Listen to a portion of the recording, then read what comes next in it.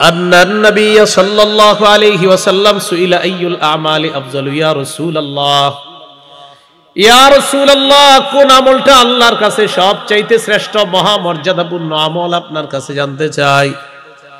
নবীজি বললেন, তুলুল কিয়াম, লম্বা সময় নামাজের মধ্যে দাঁড়িয়ে থাকা, এটা আল্লাহর কাছে সবচাইতে পছন্দের আমল। এরপর প্রশ্ন করা হলো, আইয়ুস সাদাকাতি আফজালু ইয়া রাসূলুল্লাহ, হুজুর কোন ধরনের সদকা সবচাইতে শ্রেষ্ঠ আপনার কাছে জানতে চাই। নবীজি বললেন, জাহদুল মুকিল্লি, তুমি পরিশ্রম করে যে টাকা উপার্জন করো, এই টাকা থেকে যদি সদকা করো, এই সদকাটা অনেক শ্রেষ্ঠ। আপনি কষ্ট করে মাটি কাটছেন, মাটি কাইটা টাকা কামাই করছেন, এখন আপনি এটা দান করলেন, আপনি রিক্সা চালা টাকা কামাই করছেন, এখান থেকে 2-4 টাকা সদকা করছেন। নবীজি বলেন, পরিশ্রমের যে উপার্জনটা হয় তোমার, এই উপার্জনটা সদকা করা, এটা শ্রেষ্ঠ সদকা। এরপর আল্লাহ নবীকে প্রশ্ন করা হলো, ফাইয়ুল হিজরাতি আফজালু ইয়া রাসূলুল্লাহ, কোন ধরনের হিজরত সবচাইতে শ্রেষ্ঠ। নবীজি বললেন, মান হাজারা মা হারামাল্লাহু আলাইহি, আল্লাহ তাআলা যা হারাম করেছেন এই হারাম থেকে বেঁচে থাকা হলো শ্রেষ্ঠ হিজরত। হারাম করছে না অনেক কিছু, সুদ খাওয়া হারাম, ঘুষ খাওয়া হারাম, জুলুম করা হারাম, এই হারাম থেকে বেঁচে থাকা হলো শ্রেষ্ঠ হিজরত।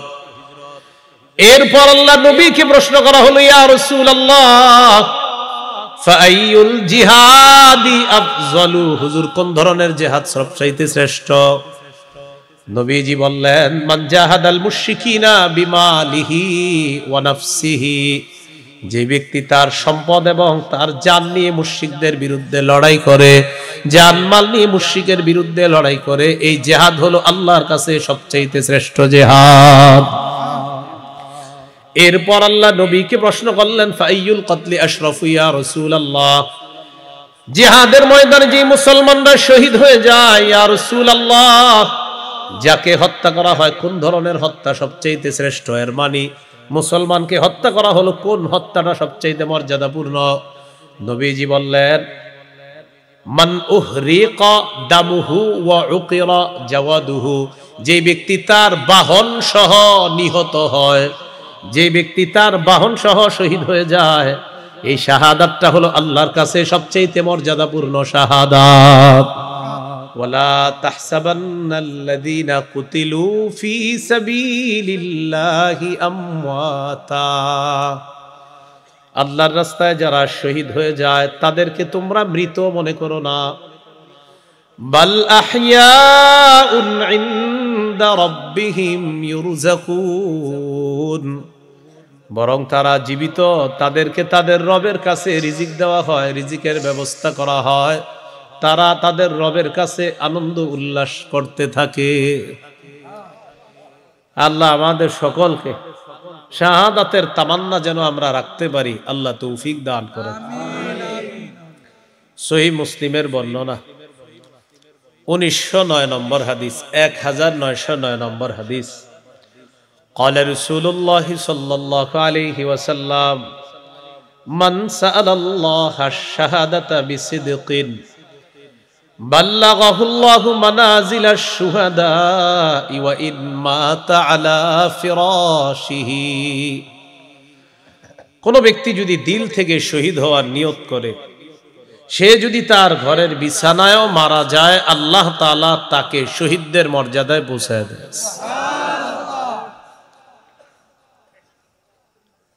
রাসূলুল্লাহ সাল্লাল্লাহু আলাইহি সাল্লামের কি আগ্রহ, কি তামান্না।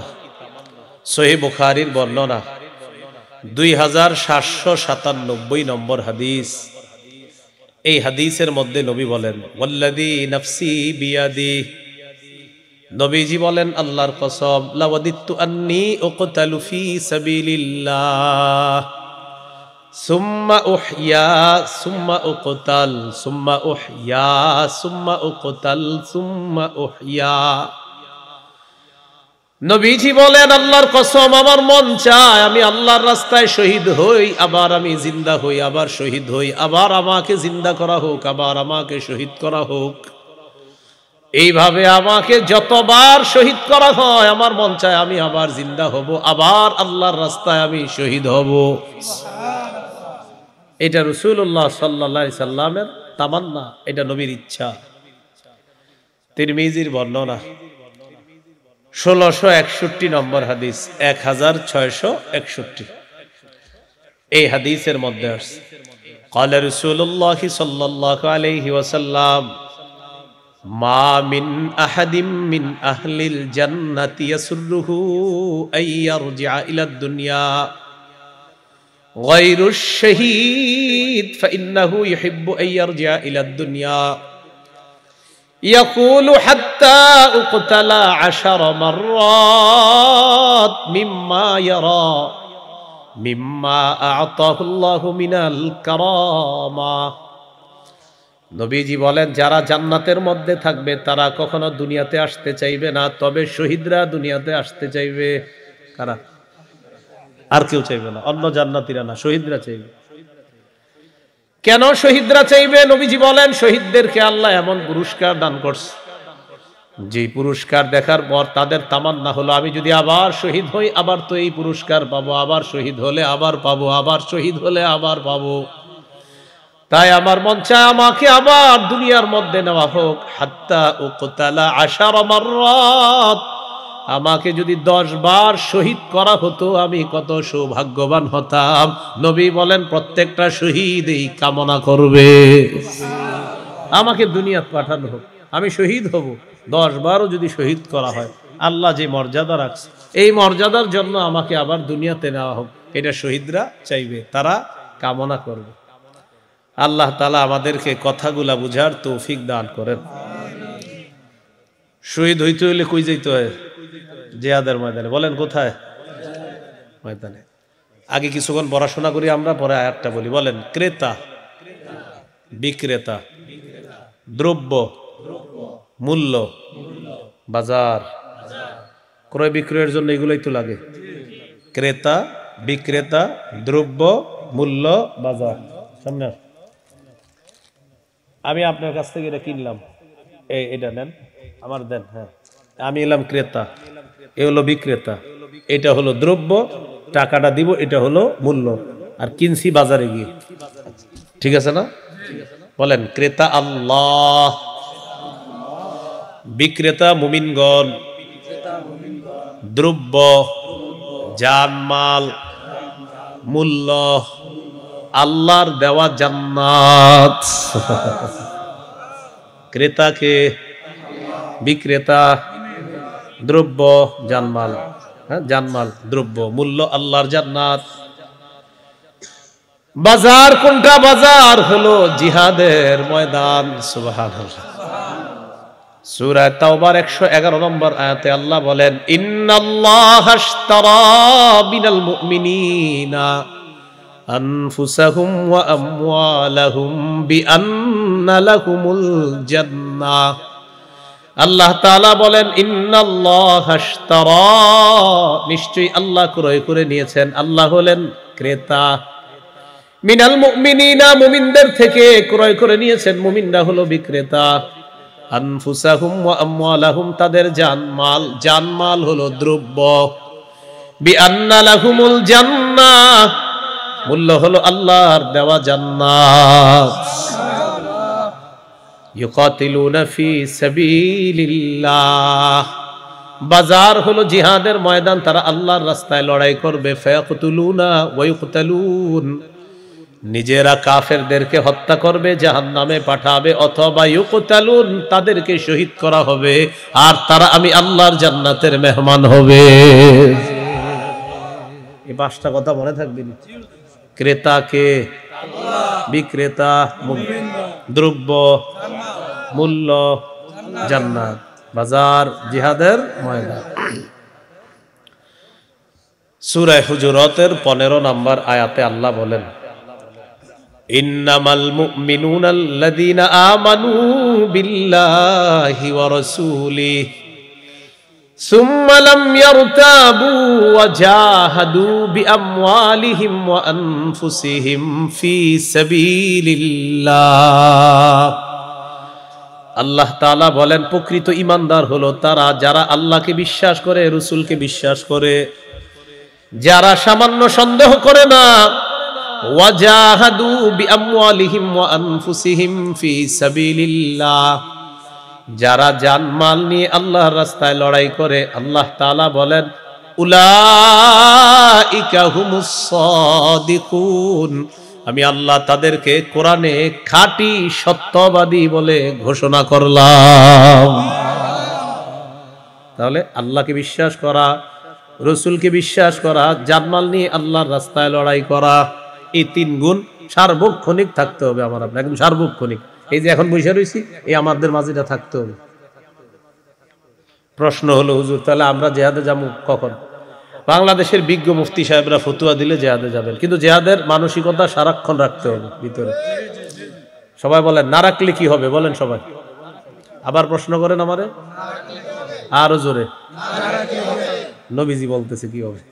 সহিহ মুসলিমের বর্ণনা 1910 নম্বর হাদিস, 1910 মাদ্রাসা পাঠ্যপুস্তক অনুসারে মোট হাদিস সংখ্যা হবে 3033টা। قال رسول الله صلى الله عليه وسلم من مات ولم يغزو ولم يحدث به نفسه مات على شعبة من النفاق। নবীজি বলেন কোন মুসলমান যদি এমন অবস্থায় মারা যায় সে জিহাদ করে নাই অথবা জিহাদের সংকল্প রাখে নাই, জিহাদের নিয়ত রাখে নাই, আল্লাহ নবী বলেন সে মুনাফিকি মৃত্যুবরণ করবে, নাউজুবিল্লাহ। মুসলমানের সার্বক্ষণিক তিনটা বিষয় থাকতে হবে: আল্লাহকে খাঁটিভাবে বিশ্বাস, রসুলকে খাঁটিভাবে বিশ্বাস, যে কোনো সময় ডাক আসলে জিহাদ, এই তিনটা থাকতে হবে। সূরাতুত তাওবার 24 নম্বর আয়াতে আল্লাহ তাআলা বলেন কুল ইন কানা আবাউকুম ওয়া আবনাউকুম ওয়া ইখওয়ানুকুম ওয়া আজওয়াজুকুম ওয়া আশীরাতুকুম ওয়া আমওয়ালুন ইকতারাফতুমুহা ওয়া তিজারাতুন তাখশাউনা কাসাদাহা ওয়া মাসাকিনু তারদাউনাহা আহাব্বা ইলাইকুম মিনাল্লাহ ورسوله وجهاد في سبيله فتربصوا حتى يأتي الله بأمره। আল্লাহ তাআলা বলেন যদি তোমাদের মা বাবা, যদি তোমাদের ছেলে সন্তান, যদি তোমাদের ভাই বোন, যদি তোমাদের বিবি, যদি তোমাদের পরিবার, যদি তোমাদের সম্পদ, যদি তোমাদের ব্যবসা, যদি তোমাদের প্রিয় বাসস্থান, এগুলার যদি আল্লাহর চেয়ে বেশি প্রিয় হয়, নবীর চেয়ে বেশি প্রিয় হয়, জিহাদের চেয়ে বেশি প্রিয় হয়, তো আল্লাহর আযাবের অপেক্ষা করো, বলি নাউজুবিল্লাহ। এগুলার চাইতে বেশি প্রিয় হতে হবে আল্লাহ, আল্লাহর রাসূল এবং জিহাদ বেশি প্রিয় হতে হবে। আল্লাহ কথাগুলা বোঝার তৌফিক দান করেন। 28 নম্বর পারা 11 নম্বর পৃষ্ঠা সূরাতুস সফফি 10 থেকে 13 নম্বর আয়াতে আল্লাহ বলেন ইয়া আইয়ুহাল্লাযীনা আমানু হাল আদুল্লুকুম আলা তিজারাতিন তুনজিকুম মিন আযাবিন আলীম তুমিনুনা বিল্লাহি ওয়া রাসূলিহি ওয়া তুজাহিদুনা ফি সাবিলিল্লাহ وتجاهدون في سبيل الله بأموالكم وأنفسكم ذلكم خير لكم إن كنتم تعلمون। আল্লাহ তাআলা বলেন হে ঈমানদারগণ, আমি কি তোমাদেরকে এমন একটা ব্যবসার কথা বলবো যেই ব্যবসা তোমাদেরকে যন্ত্রণাদায়ক আযাব থেকে রক্ষা করবে, তোমাদেরকে বাঁচাবে। এই ব্যবসা হলো আল্লাহকে বিশ্বাস করবা, রাসূলকে বিশ্বাস করবা, আল্লাহর রাস্তায় জান মাল নিয়ে তোমরা লড়াই করবা। আল্লাহ তাআলা বলেন যদি তোমরা জানতে এটাই তোমাদের জন্য কল্যাণ, যদি করো কি লাভ, ইয়াগফির লাকুম যুনুবাকুম, আল্লাহ তোমাদের সব গুনাহগুলো মাফ করে দিবেন। ويدخلكم جنات تجري من تحتها الأنهار, আল্লাহ তোমাদেরকে প্রবেশ করাবেন এমন জান্নাতে যেই জান্নাতের তলদেশ দিয়ে নহরসমূহ প্রবাহিত হয়। ওয়া মাসাকিনা তাইয়্যিবাতান ফি জান্নাতি আদ, আল্লাহ তাআলা বলেন চিরস্থায়ী বসবাসের জান্নাতের মধ্যে ওয়া মাসাকিনা তাইয়্যিবা, মনোপুত ঘর বাড়ি আল্লাহ তোমাদেরকে দান করবেন। মাসাকিনা তাইয়্যিবা, মনোভূত বাসস্থানে আল্লাহ তোমাদেরকে প্রবেশ করাবেন। এরপরে আল্লাহ বলেন যালিকাল ফাউজুল আযীম, এটাই মহান সফলতা। ওয়া উখরা তুহিব্বুনাহা নাসরুম মিনাল্লাহি ওয়া ফাতহুন করিব। আল্লাহ তাআলা বলেন, তোমরা যা পছন্দ করো এমন আরো জিনিস তোমাদেরকে দান করবেন। এর মধ্যে একটা পছন্দনীয় জিনিস হলো নাসরুম মিনাল্লাহ, আল্লাহর কাছ থেকে সাহায্য, ওয়া ফাতহুন করিব, এবং নিকট বিজয়। আয়াত দ্বারা বোঝা যায় যারা আল্লাহকে বিশ্বাস করে, রাসূলকে বিশ্বাস করে, আর মুসলমান হিসাবে যারা জিহাদের সংকল্প রাখবে, আল্লাহ তাআলা তাদেরকে আল্লাহর পক্ষ থেকে সাহায্য করবে, আল্লাহ তাদেরকে নিকট বিজয় দান করবেন। শেষে বলে ওয়াবাশশিরিল মুমিনিন, নবী আপনি বিশ্বাসী মুমিন যারা তাদেরকে সুসংবাদ জানায়া দেন। আয়াত থেকে আমরা শিখলাম ব্যবসা যেটা আমাদেরকে আযাব থেকে রক্ষা করবে, আল্লাহকে বিশ্বাস করা, রাসূলকে বিশ্বাস করা, আল্লাহর রাস্তায় জিহাদ করা। আল্লাহ আমাদেরকে এই কথাগুলা মনে রাখার তৌফিক দান করেন। قال رسول الله صلى الله عليه وسلم عليكم بالجهاد في سبيل الله فإنه باب من أبواب الجنة। নবীজি বলেন, তোমরা আল্লাহর রাস্তায় জিহাদ করা আবশ্যক করে নাও, নিজেদের উপর অবধারিত করে নাও। মনে রাখবা, জিহাদ হলো জান্নাতের দরজা সমূহের মধ্যে একটা দরজা। قال رسول الله صلى الله عليه وسلم من قاتل في سبيل الله فواق ناقة وجبت له الجنة। নবীজি বলেন, কেউ যদি উটের দুধ দুইবার পান করে, দুইবার উটের দুধ পান করতে, এই দুইবার যে আপনি পান করলেন, একবার পান করলেন আবার আপনি পান করলেন, এই দুইবার পান করার মাঝে যে সময়টা, নবী বলেন এতটুকু সময় যদি কেউ আল্লাহর রাস্তায় লড়াই করে জিহাদ করে, আল্লাহ তাআলা তার জন্য জান্নাত ওয়াজিব করে দেয়। ওয়াজাবাত লাহুল জান্নাহ, তার জন্য জান্নাত ওয়াজিব হয়ে যায় এতটুকু সময়।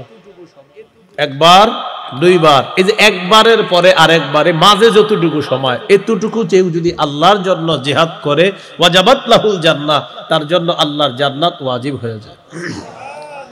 আল্লাহ আমাদেরকে কথাগুলা বোঝার তৌফিক দান করেন। তিরমিজির বর্ণনা 1655 নম্বর হাদিস। عن أبي هريرة رضي الله تعالى عنه قال قال رسول الله صلى الله عليه وسلم নবীজি বলেন, সালাসাতুন হাক্কুন আলাল্লাহি আউনুহুম ওয়া ফি রিওয়ায়া সালাসুন হাক্কুন আলাল্লাহি আউনুহুম। তিন ব্যক্তি এমন যাদেরকে সাহায্য করা আল্লাহ তাআলা নিজের উপর ওয়াজিব করে নেয়। এক নাম্বার আল মুজাহিদু ফি সাবিলিল্লাহ, যে মুজাহিদ আল্লাহর রাস্তায় লড়াই করে তাকে সাহায্য করা আল্লাহ নিজের উপর ওয়াজিব করে নেয়। দুই নাম্বার আল মুকাতাবুল্লাযী ইউরিদুল আদা, চুক্তিকৃত গোলাম মালিকের সাথে চুক্তি করছে, মালিক বলছে তুমি এই পরিমাণ টাকা দিলে তোমাকে আমি আজাদ করে দিব। এই চুক্তিকৃত গোলাম যে চুক্তির টাকাগুলো আদায় করবে, আদায় করার জন্য আল্লাহ তাআলা তাকেও সাহায্য করা আল্লাহ নিজের উপর ওয়াজিব করে নেয়। তিন নাম্বার আন্নাকিহুল্লাযী ইউরিদুল আফাফ, যে যুবক বিয়ে করতে চায় চরিত্রটা হেফাজত করার জন্য, পুত পবিত্র থাকার জন্য যে বিয়ে করতে চায়, এই মানুষটাকে সাহায্য করা আল্লাহ নিজের উপর ওয়াজিব করে দেয়। কোন নিয়তে বিয়ে করতে চায়? সে পবিত্র থাকবে, এই নিয়তে আল্লাহ তাআলা তাকে টাকা পয়সা দিয়ে সাহায্য করবে। তিরমিজির বর্ণনা 1656 নম্বর হাদিস, 1656। এই হাদিসের বর্ণনাকারীও আবু হুরায়রা রাদিয়াল্লাহু তাআলা, তিনি বলেন عن أبي هريرة رضي الله تعالى عنه قال قال رسول الله صلى الله عليه وسلم। আবু হুরায়রা রাদিয়াল্লাহু তাআলা আনহুর বর্ণনা, আল্লাহ নবী বলেন, লা ইউকলামু আহাদুন ফি সাবিলিল্লাহ ওয়াল্লাহু আ'লামু বিমান ইউকলামু ফি সাবিলিহি। নবীজি বলেন, কোন ব্যক্তি যদি আল্লাহর রাস্তায় গিয়ে আহত হয়, কোন ব্যক্তির শরীরের মধ্যে যদি জখম করা হয়, কোন ব্যক্তি জিহাদের ময়দানে যায় তার শরীরে যদি আঘাত করে তাকে রক্তাক্ত করা হয়, জখম করা হয়, ইল্লা জাআ ইয়াউমাল কিয়ামাতি আল্লাউনু লাউনুদ দাম, কিয়ামতের ময়দানে সে এমন অবস্থায় উঠবে তার রং হবে রক্তের কালার। ওয়ারিহুহু রিহুল মিস, শুধু তাই নয়, নবীজি বলেন ওই রং থেকে যে ঘ্রাণটা বের হবে মেশক আম্বরের ঘ্রাণটা শরীর থেকে বের হবে। আপনি আঘাত পাইছেন এক জায়গায়, এই জায়গাটা নিয়ে কিয়ামতের মাঠে আপনি উঠলেন, এখানে রং হবে রক্তের কালার, এখান থেকে মেশক আম্বরের ঘ্রাণ বের হবে। আবু দাউদের বর্ণনা 2484 নম্বর হাদিস, 2484 নম্বর হাদিস। এই হাদিসের মধ্যে আছে ক্বালা রাসূলুল্লাহ সাল্লাল্লাহু আলাইহি ওয়াসাল্লাম সালাসাতুম মিন আসলিল ঈমান। নবীজি বলেন ঈমানের মূল হলো তিনটি। বলেন ঈমানের মূল কয়টা? ঈমানের মূল কয়টা? তিনটা। নবীজি বলেন ঈমানের মূল হলো তিনটা। এক নাম্বার আল কাফু আম্মান ক্বালা লা ইলাহা ইল্লাল্লাহ। এক নাম্বার, যে ব্যক্তি বলে লা ইলাহা ইল্লাল্লাহ তাকে কষ্ট না দেওয়া, এটা ঈমানের মূল। আমি ঈমানদার কিনা অন্য ঈমানদার, যে ব্যক্তি বলে লা ইলাহা ইল্লাল্লাহ তাকে কষ্ট না দেওয়াটাই হলো আমার ঈমানের আসল পরিচয়। আরেকজন লা ইলাহা ইল্লাল্লাহ বলে তাকে কষ্ট না দেওয়া, এটা ঈমানের মূল। দুই নাম্বার ওয়ালা নুকাফিরুহু বিযামবিন। নবীজি বলেন কোন ব্যক্তিকে আমরা শুধুমাত্র গুনাহের কারণে কাফের বলবো না। ওয়ালা নুখরিজুহু মিনাল ইসলামি বিআমালিন। আল্লাহ নবী বলেন কোন ব্যক্তির আমল দেখা তাকে আমরা ইসলাম থেকে বের করে দিব না। এক ব্যক্তি একটা কাজ করছে, শিরিক করে নাই, বেদাত কুফরি ইত্যাদি করে না, এমনি একটা কিছু করছে, তা আমি বলে ফেললাম তুই তো মুসলমানে না, তুই মুসলমান থেকে খারেজ, বাইরে, এরকম আর। এতটুকু বলা যায় ভাই আপনার এই কাজটা ঠিক হয় না, এইগুলা কাফেরদের কাজ, কিন্তু সে কাফের এরকম বলবেন না। এই কাজগুলা কাফেরদের কাজ, এগুলা কাফের বলবেন কিনা এটা ফতুয়া বিভাগ থেকে মুফতি সাহেবরা বলবে, আপনি বলেন না। কিন্তু আপনি এতটুকু বলা যাবে ভাই এগুলা তো কাফের মুশরিকদের কাজ, আপনি না করা, আপনি কাফের, আপনি মুশরিক, এটা না বলা। হ্যাঁ, কেউ সরাসরি শিরিক করে এরকম বলা, ভাই এগুলা করলে শিরিক করা হয়, আর যে শিরিক করে তাকে মুশরিক বলা হয়। বাকি আপনি মুশরিক কিনা এটা ওই মাদ্রাসার মোতায়েম সাহেব দলিল চোরের সেগুলা দিয়ে সাহেবকে জিজ্ঞাসা করেন, এতটুকু আপনি বললেন। তাহলে নবীজি বললেন সালাসাতুম মিন আসলিল ঈমান, ঈমানের মূল হলো তিনটা। এক নাম্বার আল কাফু আম্মান ক্বালা লা ইলাহা ইল্লাল্লাহ। যে ব্যক্তি বলে লা ইলাহা ইল্লাল্লাহ তাকে কোনো কষ্ট না দেওয়া, এটা ঈমানের মূল।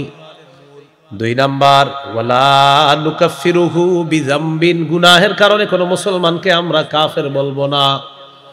ওয়ালা নুখরিজুহু মিনাল ইসলামি বিআমালিন, কোনো কাজের কারণে তাকে আমরা ইসলাম থেকে বের করে দিব না। এরপর আল্লাহ নবী বলেন আল জিহাদু মাযিন মুনযু বাসিয়ানি আল্লাহ ইলা আইয়ুকাতিলা আখিরু উম্মতি আদ-দাজ্জাল। নবীজি বলেন আল্লাহ তাআলা যেদিন থেকে আমাকে নবী বানিয়েছেন সেদিন থেকে জিহাদের বিধান চালু থাকবে, কিয়ামত পর্যন্ত চালু থাকবে। এমনকি আমার উম্মতের সর্বশেষ দলটা দাজ্জালের বিরুদ্ধে লড়াই করবে, আল্লাহ তাআলা তাদেরকে বিজয় দান করবেন। তাদেরকে আল্লাহ কি দান করবেন? বিজয় দান করবেন। এটা নবীজি বলে দিলেন। আবু দাউদের 2504 নম্বর হাদিস যেটা বললাম, আর 2484 নম্বর হাদিস যেটা ওই হাদিসের মধ্যে আছে। ক্বালা রাসূলুল্লাহ সাল্লাল্লাহু আলাইহি ওয়াসাল্লাম লা তাজালু তাইফাতুম মিন উম্মতি ইউকাতিলুনা আলাল হাক্কি যাহিরিনা আলা মান নাওয়াহুম। নবীজি বলেন আমার উম্মতের একটা দল সদা সর্বদা সত্যের পক্ষে লড়াই করবে, ন্যায়ের পক্ষে লড়াই করবে। যাহিরিনা আলা মান নাওয়াহুম, যারা তাদের বিরুদ্ধে লড়াই করতে আসবে নবী বলেন তারা তাদের শত্রুদেরকে পরাজিত করে দিবে। এইভাবে চলতে থাকবে এমনকি হাত্তা ইউকাতিলা আখির উম্মতি আদ-দাজ্জাল, আমার সর্বশেষ যেই উম্মতগুলো থাকবে দুনিয়াতে, আমার সর্বশেষ হক উম্মতের জামাতটা দাজ্জালের বিরুদ্ধে লড়াই করবে। এই হাদিস থেকেও বোঝা যায় রাসূলুল্লাহ সাল্লাল্লাহু আলাইহি সাল্লাম বুঝাইতে চায় আমার উম্মতের একটা দল সদা সর্বদা হকের উপর অটল থাকবে, তারা সদা সর্বদা সত্যের পক্ষে অটল থাকবে, একটা দল। আল্লাহ আমাদেরকে বোঝার তৌফিক দান করেন। এবার শেষে কি বলে নবী দেখেন, লা ইউবতিলুহু জাওরু জাইরিন ওয়ালা আদলু আদিল। কিয়ামত পর্যন্ত জিহাদের বিধান চালু থাকবে, কোন জালেমের জুলুম জিহাদের বিধানকে বাতিল করতে পারবে না। ওয়ালা আদলু আদিলিন, কোন বিচারক জিহাদের বিধানকে আইনের মাধ্যমে এটা বাতিল করতে পারবে না। কোন দেশের বিচারপতি যদি বলে এ দেশে জিহাদ করা নিষিদ্ধ, আল্লাহ নবী কয় বললেই হবে নাকি? ও বললেও নিষিদ্ধ হবে না। নবীজি বললেন কোন বিচারকের বিচার জিহাদকে নিষিদ্ধ করতে পারবে না। তাহলে এটা কিয়ামত পর্যন্ত থাকবে। তো আমাদের এমন এক পোড়া কপাল, আমরা সব জিনিসের ব্যাখ্যা খুঁজি না। নামাজ মাশাআল্লাহ হুজুর ওয়াজ সুন্দর হইতেছে, রোজা হুজুর ওয়াজ সুন্দর হইতেছে, হজ মাশাআল্লাহ খুব সুন্দর ওয়াজ, যাকাত সুন্দর ওয়াজ, জিহাদ হুজুর একটু ব্যাখ্যা সাপেক্ষে বিষয়। কি সাপেক্ষে? মানে জিহাদের যত ব্যাখ্যা করে মানে বোঝানো যায় যে জিহাদ করা লাগবে না, মানে ব্যাখ্যার ফলাফল হলো জিহাদ করতে হবে না। এটা অনেকে মানে যত সব ব্যাখ্যা বিশ্লেষণ আইসা জিহাদ শব্দের মধ্যে শুরু হয়। নামাজ শব্দে, সালাত শব্দে এত ব্যাখ্যা পাবেন না। এইখানে আসলে দেখবেন আমার মতে অনেকে এরকম ব্যাখ্যা সাপেক্ষে বুঝাবে যে এটা কেমনে না কইরা থাকবে। আল্লাহ আমাদেরকে বুঝার তৌফিক দান করেন। সহিহ বুখারীর বর্ণনা 3123 নম্বর হাদিস, 3123 না 3123। عن أبي هريرة رضي الله تعالى عنه قال قال رسول الله صلى الله عليه وسلم নবীজি বলেন তাকাফফালাল্লাহু লিমান জাহাদা ফি সাবিলিল্লাহ লা ইউখরিজুহু ইল্লাল জিহাদু ফি সাবিলিহি ওয়া তাসদীকু কালিমাতি বিআইয়ুদখিলাহুল জান্নাহ আও ইয়ারজি'ুহু ফি মাসকানিহি আল্লাযী খারাজা মিনহু মা নালা মিন আজরিন আও গনিমা। রাসূলুল্লাহ সাল্লাল্লাহু আলাইহি সাল্লাম বলেন, যে ব্যক্তি জিহাদের বের হয়, আল্লাহর রাস্তায় জিহাদ করে, আর শুধুমাত্র জিহাদের নিয়তেই যদি সে বের হয় এবং আল্লাহর কথাগুলো বিশ্বাস করে যদি সে বের হয়, আল্লাহ তার ব্যাপারে দুইটা দায়িত্ব নিয়ে নেয়। এই দুইটার মধ্যে যে কোনো একটা আল্লাহ তাআলা তাকে করেন, সেটা হলো এক নাম্বার বিআইয়ুদখিলাহুল জান্নাহ, আল্লাহ দায়িত্ব নিয়ে নেয় তাকে জান্নাতে পৌঁছায় দেওয়া। আর যদি লোকটা শহীদ না হয়, নবীজি বলেন আও ইয়ারজিআহু ফি মাসকানিহি আল্লাযী খারাজা মিনহু মা নালা মিন আজরিন আও গনিমা, অথবা যদি লোকটা শহীদ না হয়ে গাজী হয়ে যায়, আল্লাহ তাআলা অসংখ্য অগণিত গনিমতের মাল সম্পদ দিয়ে তাকে তার ঘরের মধ্যে আল্লাহ ফিরায়া দেয়। তাহলে জিহাদ করলে আল্লাহ দায়িত্ব নেয় তাকে জান্নাতে পৌঁছানোর, অথবা তার বাসস্থানে তাকে পৌঁছায়া দিবে। আল্লাহ কথাগুলা বুঝার তৌফিক দান করেন।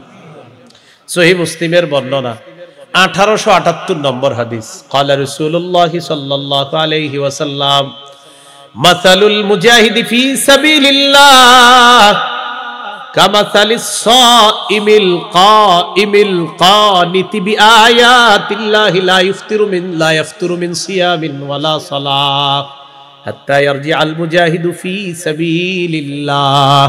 দেখেন কি বলে, এক ব্যক্তি অবিরত রোজা রাখে, রোজা রাখা অবস্থায় সে নামাজে সারাক্ষণ কোরআন তেলাওয়াত করে। রোজা রাখতেও তার কোনো ক্লান্ত হয় না, কোরআন তেলাওয়াত করতেও তার কোনো ক্লান্তি লাগে না। নবীজি বলেন ক্লান্তিহীন রোজা, ক্লান্তিহীন নফল নামাজ আর ক্লান্তিহীন কোরআন তেলাওয়াত যেই ব্যক্তি করে, এই ব্যক্তির কি পরিমাণ সওয়াব। কোন ব্যক্তি যদি জিহাদের ময়দানে যায়, তার আমলনামায় এই সওয়াবগুলা অটোমেটিক লেখা চলতে থাকে। যে জিহাদের ময়দানে আছে, রোজাদার, কোরআন তেলাওয়াতকারী, নফল আদায়কারী, একসাথে সব সওয়াব আপনি করতেছেন। এখানে দাঁড়ায় কোনো ক্লান্তি হচ্ছেন না, পানিও খাইতেছেন না, অবিরত নামাজ আর রোজা রাখতেছেন আর পড়তেছেন। কথার কথা নবী বলেন এই যে ক্লান্তিহীন ইবাদত করতেছো, মুজাহিদ শুধু জিহাদের ময়দানে গেছে, তোমার এই সওয়াবগুলা সে অটোমেটিক পাইতেছে। আল্লাহ তাআলা আমাদেরকে বুঝার তৌফিক দান করেন। আবু দাউদের হাদিস 1449 নম্বর হাদিস। এই হাদিসের মধ্যে আসছে নবীজির একজন সাহাবী আব্দুল্লাহ ইবনে হুবশ, কি নাম? হুবশ, মানে পুরা নামটা আব্দুল্লাহ ইবনে হুবশিয়িল খাসআমি, পুরা নাম। আচ্ছা যাই হোক, একটা নাম আর কি, ঠিক আছে, একজন সাহাবীর নাম। যারা সাধারণ আছেন আপনাদের কাছে একজন সাহাবীর নাম, পুরাটা একটু কঠিন আর কি। এই সাহাবী নবীজি সাল্লাল্লাহু আলাইহি সাল্লামকে প্রশ্ন করলেন, عن عبد الله بن حبشي الخثعمي رضي الله تعالى عنه أن النبي صلى الله عليه وسلم سئل أي الأعمال أفضل يا رسول الله ইয়া রাসূলুল্লাহ কোন আমলটা আল্লাহর কাছে সবচাইতে শ্রেষ্ঠ মহামর্যাদাপূর্ণ আমল আপনার কাছে জানতে চাই।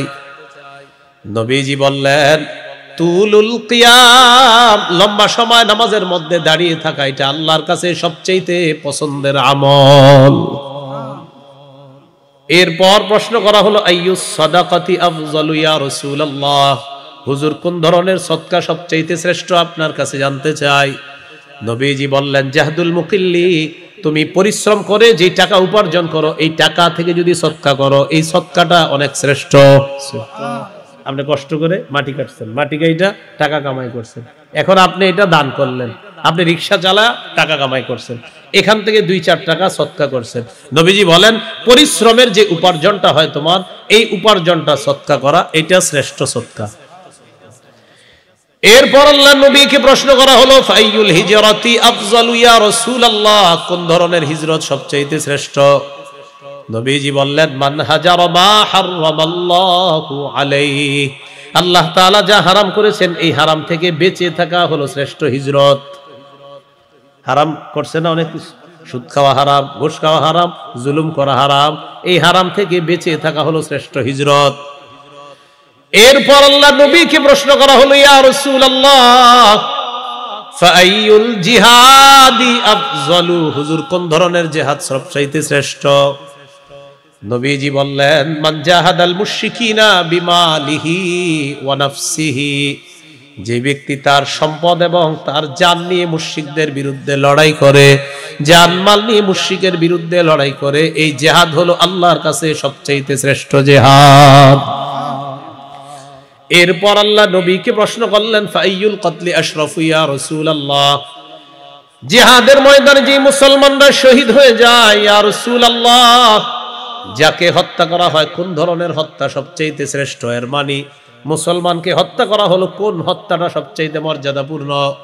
নবীজি বললেন মান উহরিকা দামুহু ওয়া উকিরা জাওয়াদুহু, যে ব্যক্তি তার বাহন সহ নিহত হয়, যে ব্যক্তি তার বাহন সহ শহীদ হয়ে যায়, এই শাহাদাতটা হলো আল্লাহর কাছে সবচেয়ে মর্যাদাপূর্ণ শাহাদাত। বাহন সহ, বাহনও মরে গেছে, নিহত হয়েছে, আপনিও শহীদ হয়েছেন, এটা হলো শ্রেষ্ঠ শাহাদাত। আফগানিস্তানের মুজাহিদ যারা তারা এখন বিভিন্ন বাহন নিয়ে যে শহীদ হয় এটা শ্রেষ্ঠ শহীদ। এরপরে বিভিন্ন ফিলিস্তিনে জিহাদ চলতেছে, এই যে জিহাদ হচ্ছে এটা এখানে যারা শহীদ হইতেছে কখনো বাহনের মাধ্যমে শহীদ হচ্ছে, তারা এই শহীদটা হলো শ্রেষ্ঠ শহীদ। তো এই হাদিস থেকে আমরা জানলাম জিহাদ মুশরিকদের বিরুদ্ধে লড়াই করা জানমাল নিয়ে, এটা একটা শ্রেষ্ঠ জিহাদ। আবু দাউদের বর্ণনা, রাসূলুল্লাহ সাল্লাল্লাহু আলাইহি সাল্লাম বলেন ক্বালা রাসূলুল্লাহ সাল্লাল্লাহু আলাইহি ওয়াসাল্লাম জাহিদুল মুশরিকিনা বিআমওয়ালিকুম ওয়া আনফুসিকুম ওয়া আলসিনাতিকুম, তোমরা মুশরিকদের বিরুদ্ধে লড়াই করো তোমাদের সম্পদ দিয়ে, তোমাদের জান দিয়ে, ওয়া আলসিনাতিকুম, তোমাদের জবান দিয়ে। মুশরিকদের বিরুদ্ধে লড়াই করো তোমাদের সম্পদ দিয়ে, তোমাদের জান দিয়ে, তোমাদের জবান দিয়ে তোমরা মুশরিকদের বিরুদ্ধে লড়াই করো। তাহলে এখানে কি বললেন, জান, মাল, আরেকটা হলো জবান। এই জবান দিয়ে আমরা এখন এই বাংলাদেশে যারা আছে ফিলিস্তিনের পক্ষে এখান থেকে আমরা কথা বলতে হবে। ফিলিস্তিনের মুজাহিদ যারা আছে তাদেরকে আমরা মাল দিয়ে সহযোগিতা পাঠাতে হবে, যে যেইভাবে পারেন সঠিক সোর্সের মাধ্যমে তাদের জন্য অর্থ পাঠানো। এটা জিহাদের ময়দানে আপনি সম্পদ দিয়ে আপনি শরীক হইলেন, সম্পদ দিয়ে কি হইলেন, আপনি শরীক হইলেন, এই কথাটা আমাদেরকে মনে রাখতে হবে। জিহাদের জন্য একজন যোগ্য নেতার প্রয়োজন, একজন যোগ্য আমির যিনি নেতৃত্ব দিবে। আমিরের আনুগত্য করব কিনা, মুজাহিদ বাহিনীর যিনি প্রধান হবেন তার আনুগত্য, অথবা যে কোনো আমিরের আনুগত্য আমরা যে কোনো ক্ষেত্রে করব কিনা, এটা করার ক্ষেত্রে মৌলিক 3টা নীতিমালা। বলেন কয়টা? ভালো করে শুনে নি জায়গাটা। হ্যাঁ, সূরা নিসা 59 নম্বর আয়াতে আল্লাহ বলেন ইয়া আইয়ুহাল্লাযীনা আমানু আতিউল্লাহ ওয়া আতিউর রাসূলা ওয়া উলিল আমরি মিনকুম আল্লাহ তাআলা বলেন, হে ঈমানদারগণ, তোমরা আল্লাহ আনুগত্য করো, ওয়া আতিয়ুর রাসূলা, রাসূলের আনুগত্য করো, ওয়া উলিল আমরি মিনকুম, তোমাদের মধ্যে যারা দায়িত্বশীল, যারা আমির, যারা শাসক, তাদের আনুগত্য করবা। এই জায়গায় 3 ধরনের আনুগত্যের কথা বলা হয়েছে। বলেন কয় ধরনের? 3 ধরনের। 1 নাম্বার আল্লাহর আনুগত্য, 2 নাম্বার রাসূলের আনুগত্য, 3 নাম্বার শাসক দায়িত্বশীল তাদের আনুগত্য। আল্লাহর আনুগত্য করতে হবে নিঃশর্ত ভাবে, এখানে কোনো শর্ত লাগবে না। রাসূলের আনুগত্য করব আল্লাহর হুকুমে নিঃশর্ত ভাবে, আল্লাহর আনুগত্য নিঃশর্ত ভাবে, শর্ত লাগবে না। রাসূলের আনুগত্য নিঃশর্ত ভাবে করব, বাকি আল্লাহর হুকুমে। 3 নাম্বার কোন শাসক, কোন আমির, তার আনুগত্য যখন আমরা করব, এখানে নিঃশর্ত ভাবে করা যাবে না, এখানে শর্ত লাগবে। সে যে কোনো আমির হোক, তার কেউ আমির বানাক অথবা অটো আমির হোক, যে কোনো আমিরের আনুগত্য আপনি করবেন। এক তো অটো আমির আমিরে না, এরপরও মাসালা হলো এই আমিরকে মানার ক্ষেত্রে কি করব। প্রথম কথা, অটো আমির কি না? আমির না। আমির তামিরের মাধ্যমে হয়, আমির বানাতে হয়, অটো আমির হয় না। তো যাই হোক, মনে করেন হয়ে গেছে আর কি অটো। এখন এই অটো আমির মানতে হলে মৌলিক 3টা নীতিমালা আছে। 1 নাম্বার নীতিমালা, আমির সাহেব যতক্ষণ নাফরমানির কথা না বলবে ততক্ষণ তারে মানা যাবে। 2 নাম্বার, তিনি দেখতে যদি কালো হয়, খাটো হয়, কিন্তু তার মাঝে যদি আল্লাহর ভয় থাকে, তিনি যদি কোরআন হাদিস অনুযায়ী সব কাজ করে, তার কথা মানতে হবে। 3 নাম্বার, আমিরের অন্ধ অনুকরণ করা যাবে না। তাহলে আল্লাহর আনুগত্যে শর্ত আছে? নাই। রাসূলের আনুগত্যে, আল্লাহর হুকুমে রাসূলের আনুগত্যেও কোনো শর্ত নাই। 3, শাসক বা আমির বা মুজাহিদদের নেতৃত্ব যিনি দিবেন, তার আনুগত্য নিঃশর্ত ভাবে করা যাবে না। মৌলিক 3টা নীতিমালা আছে। 1 নাম্বার নীতিমালা, তিনি নাফরমানির কথা না বললে তার কথা মানা যাবে। সহিহ বুখারীর বর্ণনা 7144 নম্বর হাদিস। এই হাদিসের মধ্যে আছে, ক্বালা রাসূলুল্লাহ সাল্লাল্লাহু আলাইহি ওয়াসাল্লাম, নবীজি বলেন, আস-সামউ ওয়াত তাআতু আলাল মারইল মুসলিমি ফীমা আহাব্বা ওয়া কারিহা মা লাম ইউমার বিমাআসিয়াহ। নবীজি বলেন, মুসলমানদের উপর আবশ্যক হলো আমিরের কথা মানা, ততক্ষণ পর্যন্ত মানা যাবে যতক্ষণ কোনো নাফরমানির হুকুম না করা হবে। ফাইদা উমিরা বিমাআসিয়াতিন, যদি নাফরমানির হুকুম করা হয়, নবী বলেন, ফালা সামআ, এই আমিরের কথা শোনা যাবে না। ওয়ালা তাআতা, তার ইতাআত করা যাবে না, তার আনুগত্য করা যাবে না। যে এমন নাফরমানির কথা বলবে, তার কথা শোনা যাবে না, তার ইতাআত করা যাবে না। আরেকটা হাদিস শুনেন, সহিহ বুখারীর 4340 নম্বর হাদিস। সাধারণ গল্পের মতো, এটা আরো 10 জনকে বুঝাবেন। এখন যে হাদিসটা বলবো, সহিহ বুখারী 4340 নম্বর হাদিস। عن علي بن أبي طالب رضي الله تعالى عنه قال بعث النبي صلى الله عليه وسلم سرية واستعمل عليهم رجلا من الأنصار وأمرهم أن يطيعوه। আলী রাদিয়াল্লাহু তাআলা আনহু বলেন, আল্লাহ নবী একটা বাহিনীকে জিহাদের ময়দানে পাঠাইছে। জিহাদের ময়দানে প্রেরণ করার সময় তাদের একজন আমির সাহেব বানায়া দিলেন। নবীজি তাদেরকে বললেন, শোনো তোমরা, আমি নবী হুকুম করলাম, আমির যা যা বলবে সব শুনবা। আবার বলছি, একটা বাহিনীকে আল্লাহ নবী জিহাদের ময়দানে পাঠাইলেন, আর বললেন আমির যা বলবে তোমরা সব শুনবা। এই হাদিস দিয়া অনেকে আমির অনুসরণের দলিল দেয়, হাদিসটা শেষ পর্যন্ত কয় না, খালি একটু কয়। কি বলছে নবীজি? আমির যা বলবে তা শুনবা। আসলেই বলছে এটা, পরে কিন্তু আরো রয়ে গেছে কথা। তো যাই হোক, জিহাদের ময়দানে গেছে আমির সাহেব সবাই নিয়ে। ফাগদিবা, আমির সাহেবের রাগ উঠছে। রাগ উঠার পর সাথীদেরকে বললেন, ইজমাউলি হাতাবা, লাকড়ি সংগ্রহ করো সবাই।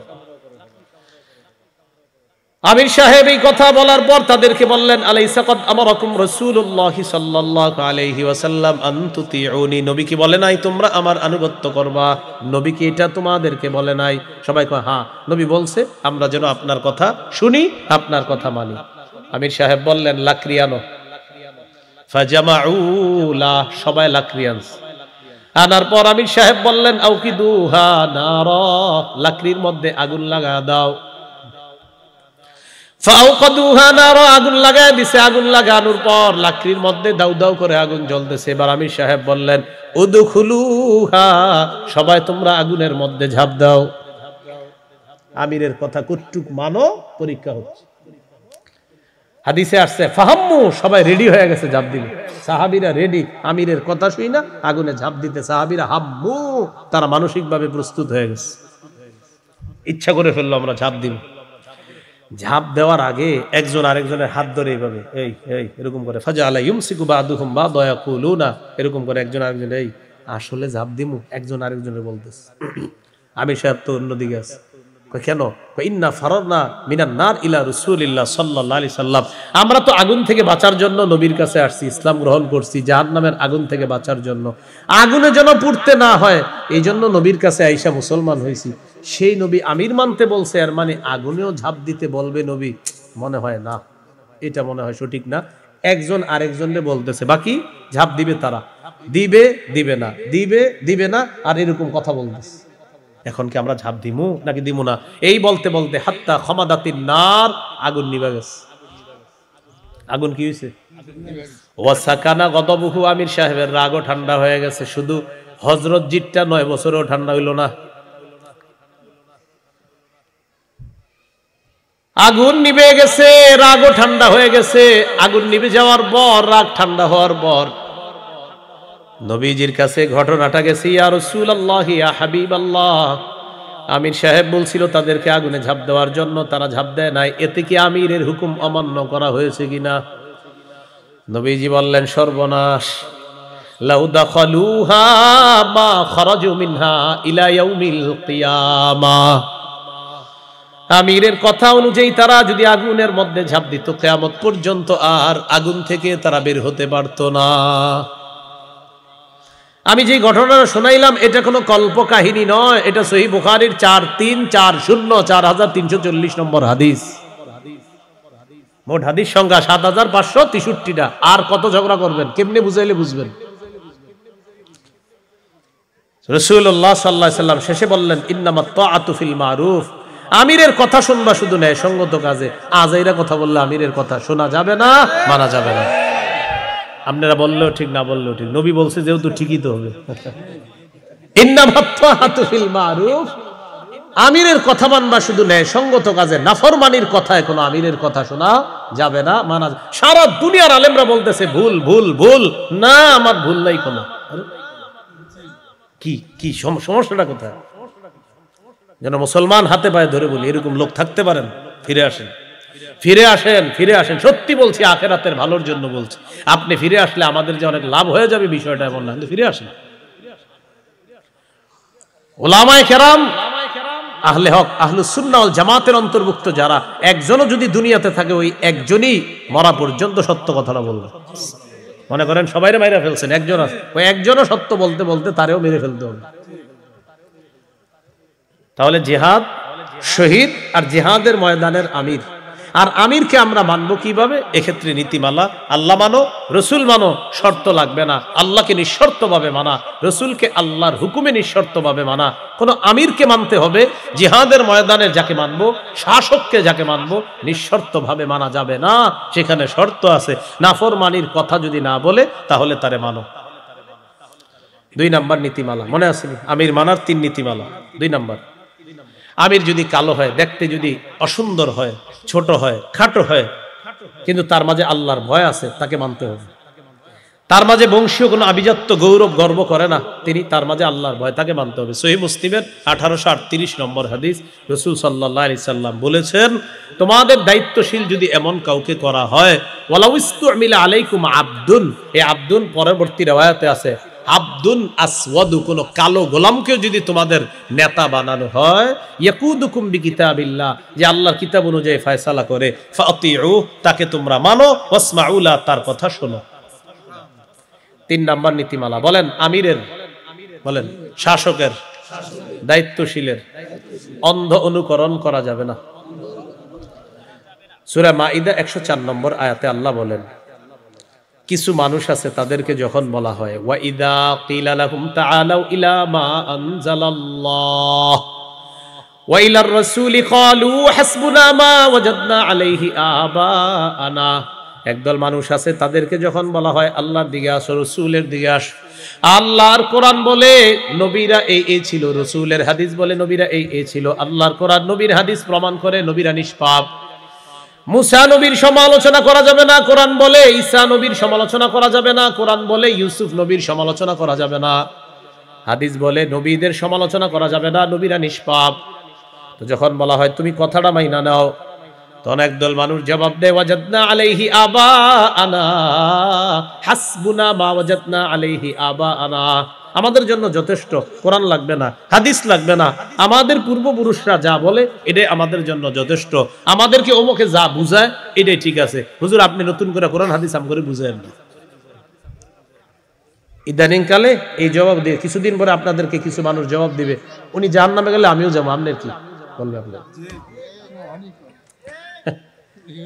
বলবে ওমকে জাহান্নামে গেলে আমি যাবো, আপনার সমস্যা কি? আলেমদেরকে এই কথা বলেন। আল্লাহ শেষে কি করে দেখেন, আওয়ালাউ কানা আবাউহুম লা ইয়ালামুনা শাইআন ওয়া লা ইয়াহতাদুন। তাদের বাপদাদারা যদি না জানে, হেদায়েত না পায়, তাও কি তাদেরকে অনুসরণ করবে? এখান থেকে বোঝা যায় বাপদাদার কথা শোনা যাবে কখন, যদি বাপদাদা আলেম হয় আর বাপদাদা হেদায়েতের উপর থাকে, তাদের কথা শোনা যাবে। হ্যাঁ, বাপদাদারা তো সঠিক ছিল, তাদের কথাও সঠিক ছিল, তাদের এলেমও ছিল, কিন্তু সেই সঠিকের উপর তো পরবর্তী প্রজন্ম থাকতেছে না, আসতেছে না। তাই যেই প্রজন্ম হেদায়েতের উপর না থাকবে, এলেমের উপর না থাকবে, সেই প্রজন্মকে আমরা অনুসরণ করব না, করতে পারি না। আমরা অনুসরণ করব হেদায়েত ওয়ালা আলেম, যে হেদায়েত ওয়ালা আলেম, তার অনুসরণ করব আমরা। আল্লাহ তাআলা আমাদেরকে বুঝার তৌফিক দান করেন। তাহলে জিহাদ, এটার মানসিকতা রাখতে হবে, শহীদ হওয়ার তামান্না রাখতে হবে, আশা রাখতে হবে। জিহাদের ময়দানে যিনি নেতৃত্ব দিবে এমন একজন যোগ্য নেতা আমাদেরকেই তৈরি করতে হবে। আল্লাহ তাআলা আমাদের সকলকে যে কথাগুলা বললাম, শুনলাম, সবাই যেন আমরা আমল করতে পারি, আল্লাহ তাআলা তৌফিক দান করেন। আমিন। আখিরু দাওয়ানা আনিল হামদুলিল্লাহি রাব্বিল আলামিন।